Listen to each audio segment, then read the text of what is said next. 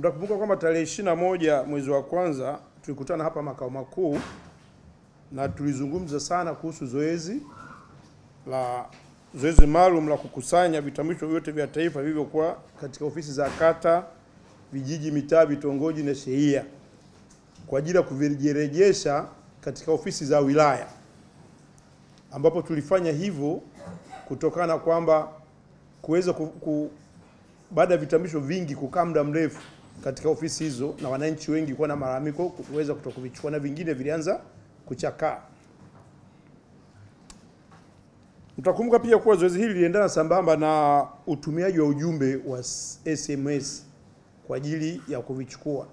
Baada ya kuona tatizo kama tulivyoongea kipindi kile, tuliamua kuweka mfumo wa vitambulisho vyote. Baada ya kuvikusanya, tulikuwa tunavisomesha kwenye mfumo, na tunaposomesha moja kwa moja kinakuja kitambulisho hicho kwa namba yako uliosajili.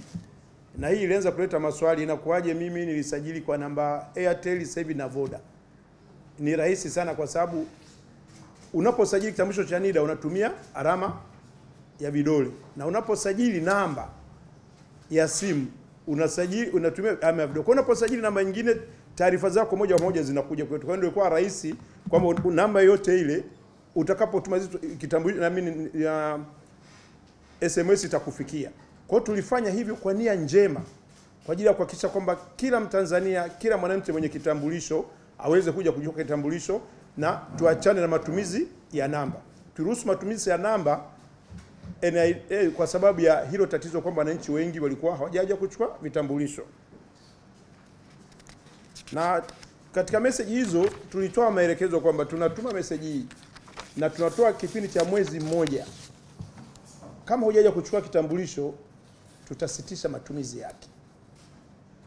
Ndugu waandishi wa habari, nafahamu kwa mmekuwa mkipiga simu kwangu binafsi na mkuu wetu wa kitengo cha mawasiliano mara kwa mara kuulizia hatua tuliofikia katika zoezi, lakini tuliomba mvute subira kwamba tutawapa taarifa rasmi muda mwafaka utakapofika.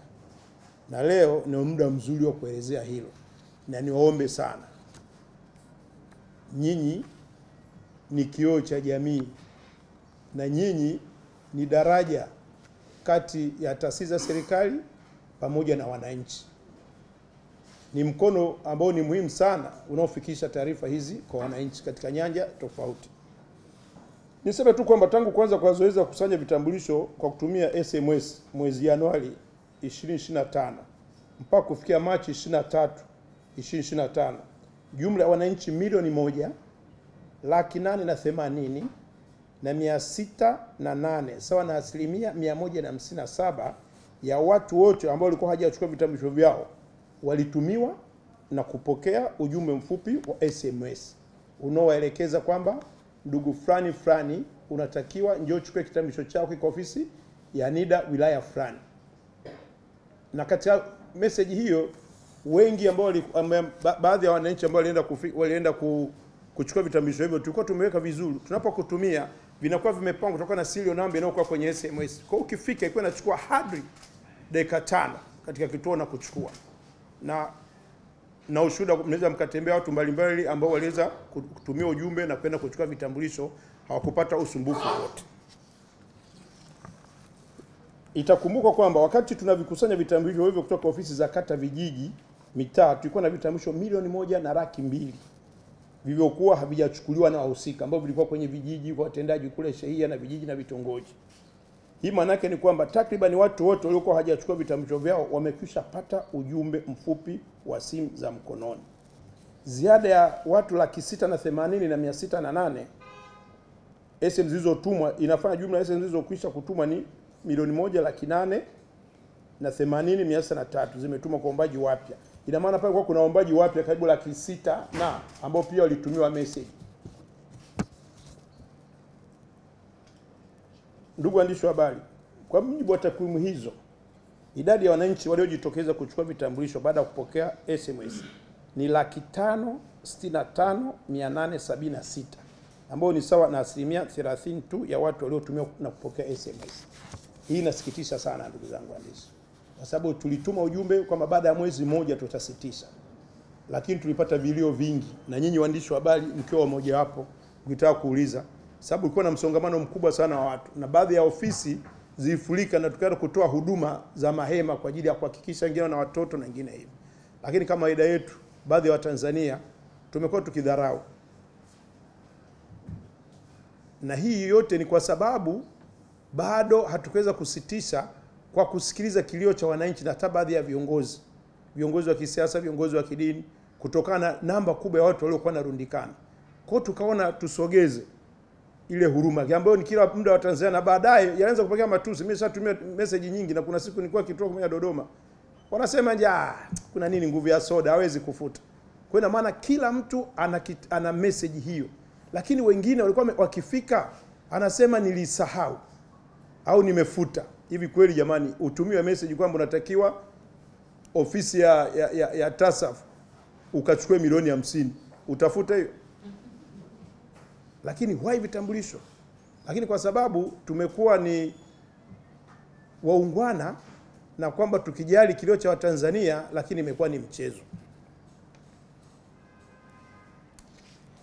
Katika kuhakikisha vitambulisho vyote vinachukuliwa na wahusika, tuilegeza masharti kama nilivyozungumza kwamba yeyote yule ambaye kwa sababu ya moja ama nyingine anaweza. Tulifanya hivyo kwa sababu moja. Kuna wengine walikuwa masomoni, kuna wengine walikuwa katika kazi wakati wanasajili, na kutokana na matatizo yaliyotokeza kwamba vitambulisho vikuchukua muda mrefu.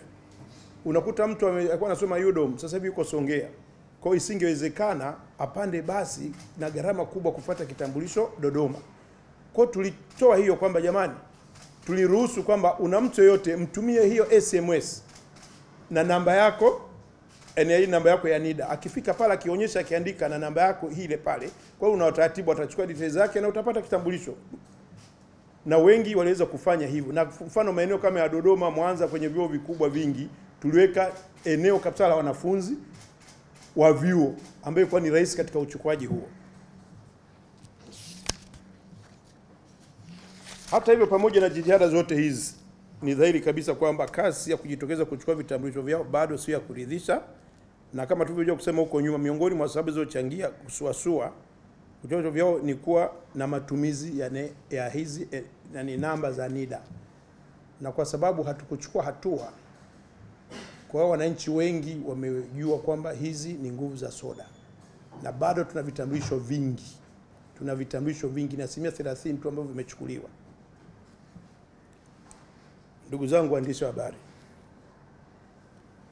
kwa kuzingatia kuwa tulikwisha tume SMS kwa watu wote,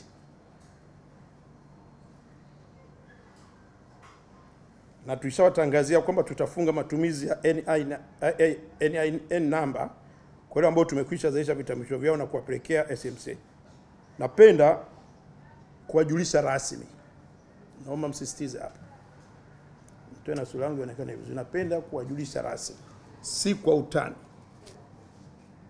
kuanzia tarehe 1 mwezi wa 5 tunasitisha matumizi ya namba za NIDA kwa wale wote ambao walishatumiwa SMS za kwenda kuchukua vitambulisho.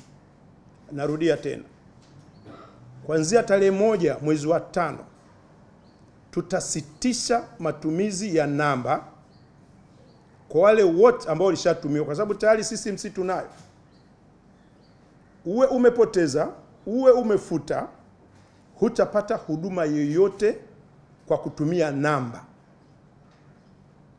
Ingawaje kuna baadhi ya watu ambao hawajapata namba kutokana na matatizo mbalimbali kutokamilisha usajili wao, au kuna matatizo ya uchapishaji, wale ambao hujapata namba ya kutoka NIDA, na utaendelea na matumizi hayo.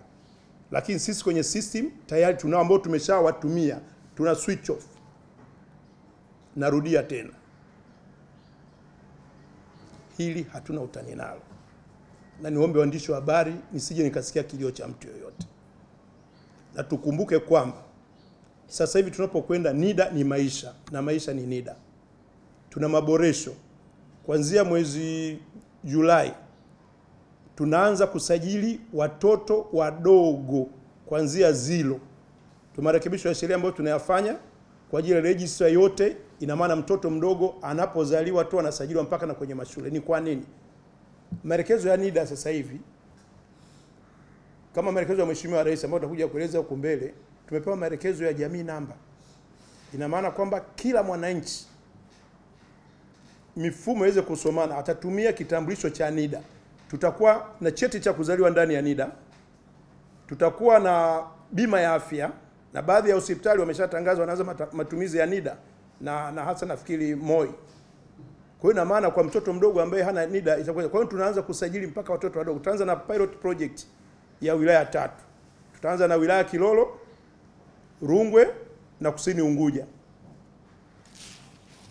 Kwa hiyo kabla siende, ni waombe sana watu wasifanye mchezo. Na katika hii tulivyozoea, tutakuwa na vitu 9 katika vitambulisho na tutaviboresha baadaye, ambavyo vitakuwa na taratibu. Passport itakuwepo, tutakuwa na details za driving license. Hutapata tena driving license kama kadi, kila kitu ni kwenye NIDA. Ukibonyeza ni kila kitu, taarifa za passport. Lakini tutaenda zaidi malipo. Kwa mfano unataka kulipa SGR, unataka kulipa mwendo kasi, vyote vile. Na tayari tuna taasisi nyingi, hata baadhi ya mabenki wameomba kuingiza kwamba taarifa zao tutumie kadi moja kama maelekezo ya Mheshimiwa Rais. Lakini tumejiongeza zaidi katika vitabu ambavyo tutaboresha. Tutaweka mpaka grupu ya damu, taarifa za grupu ya damu, kwamba grupu yangu mimi Masanja ni A. Kwa hiyo unaweza kujikuta una matatizo, umepata shida, ajali, au umezidi watu wamekokota njiani, wanakupeleka hospitali ili wasipate tabu ya kwanza kupima tena. Wakichukua kadi na taarifa zako zote,